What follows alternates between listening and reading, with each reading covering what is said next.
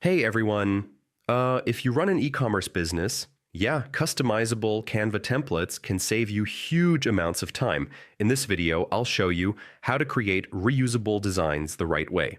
First, click Create a Design and choose your format. I mean, Instagram post, story, banner, or any size you need.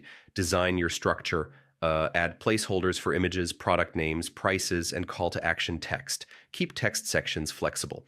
Yeah, this allows quick product swaps later. Apply brand colors, fonts, and logo. I mean, templates should always reflect your visual identity. Lock elements that shouldn't move, like background shapes or logos. Arrange layers carefully. Yeah, this prevents editing mistakes. When finished, click Share. Choose Template Link so you or your team can reuse it. Open the template link and try editing. I mean, swap images and text to confirm flexibility. And that's it. Customizable Canva templates make scaling your e-commerce visuals faster, easier, and more consistent. Yeah, a real productivity boost.